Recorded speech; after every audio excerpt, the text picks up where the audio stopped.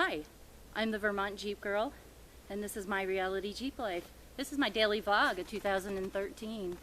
I would like to introduce you, as promised, Ole Blue. I know I've promised to go over her specs and her mods and the things that I've done to her, so I figured today was a beautiful day. I have a few friends joining me who will probably be coming down here in a little bit to say hi to you too. I would like to introduce you to Ole Blue, my second Jeep that I've ever owned. They like her too.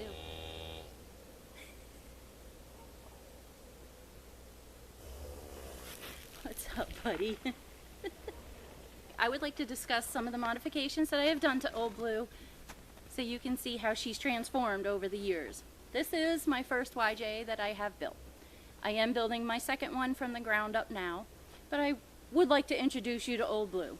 2.5 motor. When I first bought her, I drove her for about 2.5, 3 years stock. And I'm glad I did. I went on a lot of trails and I kept up with a lot of big Jeeps that were lifted, modified. And I believe when you buy a Jeep, you should run her for a couple seasons stock. So you can feel how the Jeep responds in different things, different situations. Anyway, in different terrain. The first thing that I did to Ole Blue was I had put 31-inch tires on her. And with the 31-inch tires, I realized this is really cool. She looks good, she's got these neat tires on her. Well, that was the start of something. I think it's called just empty every pocket from there on out. Then I put in the 4-inch rough country lift. I'm also running the boomerang shackles. With that also came the fact that I wanted to run 34 1050 Super Swampers, which is what I got on her now. With that, I decided to modify the axles. The front Dana 30 is re-geared to 488s, and I have a used 1966 Dana Powerlock that I rebuilt the clutches in last winter, last January, February. Love it. In the rear, my Dana 35, also re-geared to 488, I am running the Aussie locker. My Aussie locker has worked perfectly. My Dana 35, I re-geared to 488 also, and I am running the Aussie locker in the rear. I am very happy with my Aussie locker. It's helped me out of a lot of situations. I also have some recovery gear here. I have my toe points on my Smittybilt front bumper that I've added. Also, I have the Smittybilt XRC8, which has pulled out many a full-size trucks, by the way. The Smittybilt bumpers and the rock sliders I purchased from my stepson, who came back after serving in Iraq. He needed some money, so I bought these from him. And I wasn't really too keen on running the sliders on the side, but I'll tell you, they sure do help climbing in and out with this old lady. I've also done the 20-gallon fuel tank upgrade by modifying the filler tube. A few of the other things that I have done to my front axle is I have eliminated the CAD system for the four-wheel drive, and now I'm running a solid axle in the front. I've also eliminated... Boy, am I going to get in trouble. I have also eliminated the CAD system in the front axle. I also have American Rebel Manufacturing's differential covers on the front and the rear, and properly named Vermont Jeepgirl. Custom made differential covers by American Rebel. Check them out. Awesome. Also, Ole Blue is on her third motor. The first motor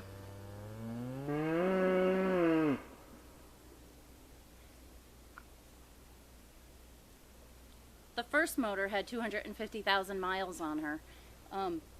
I ran her for 6 months on 3 cylinders. Oh yeah. And in the video that I have put together for my friend Opal Justice called Good Girls and Dirty Jeeps, you will find it on my YouTube page.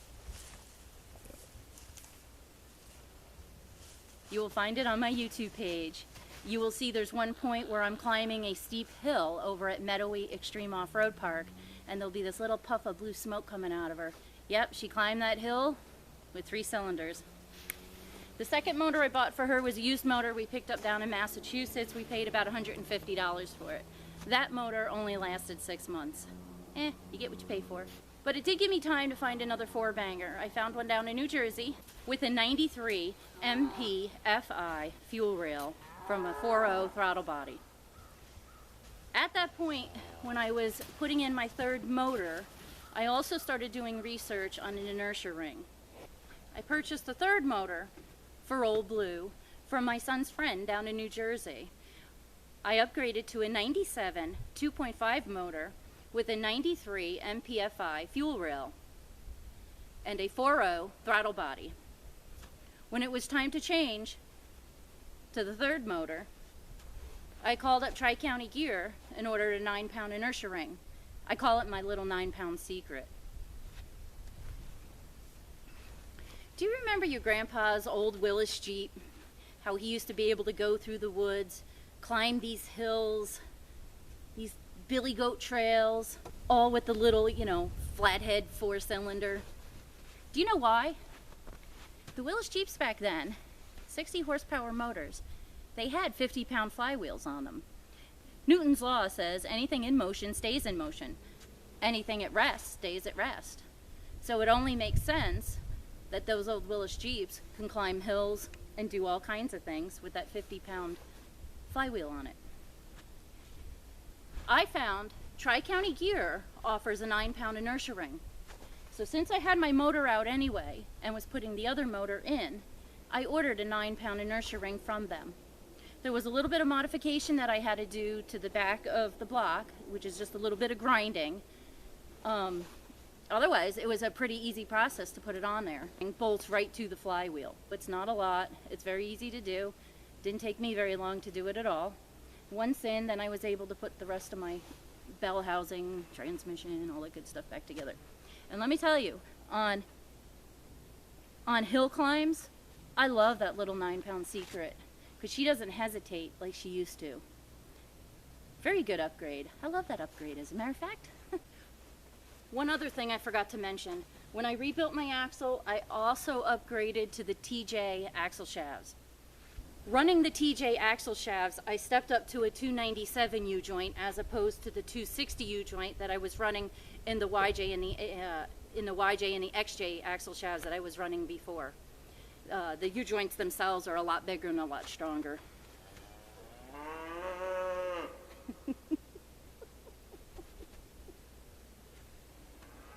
Ole Blue and me have been on quite a few adventures, including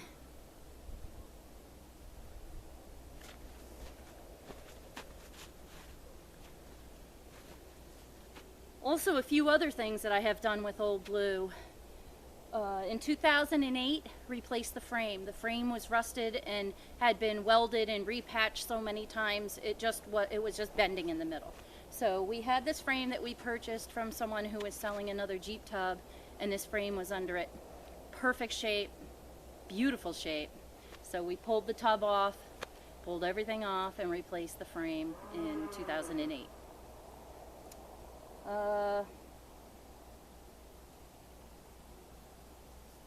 I guess you could say I've basically turned almost every single nut and bolt on Ole Blue now. Probably except for the fact the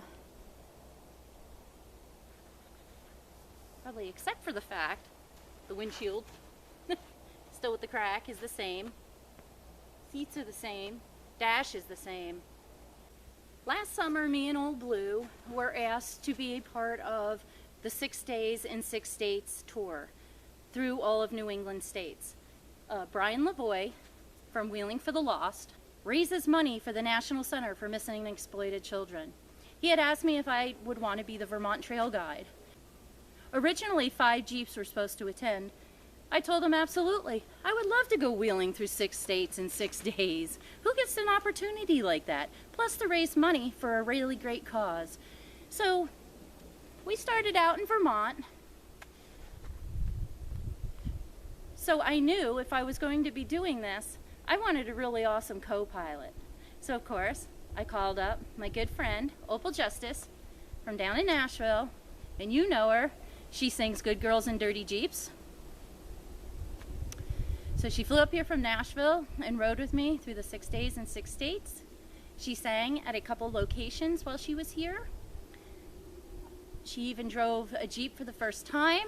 I believe it was, I'm not sure, I'm gonna be yelled at here if I don't get the right one. I think she was either on the main trail or it was in New Hampshire to drive a TJ. The 3 Jeeps in attendance, mine being the oldest and the only YJ, Brian Lavoie with his newer 2-door JK, and TJ, I can't pronounce your last name, Croteau, also known as Tobbit, out of New Hampshire, with his TJ. Thank you, JP Magazine, for posting our picture of all of us as we crossed over on a Class 4 trail through the Connecticut and the Rhode Island border. Check out Brian Lavoie's page, Wheeling for the Lost, as he does really great things. All money raised is donated to the National Center for Missing and Exploited Children. Like I said, me and Ole Blue, we've been on a lot of adventures, and I know that there's many more out there because the trail never ends. So thank you today for joining me on my 2013 daily vlog of my reality Jeep life.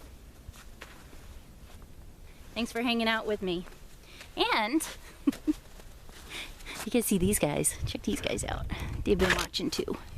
See these guys here? They've been hanging out the whole time watching.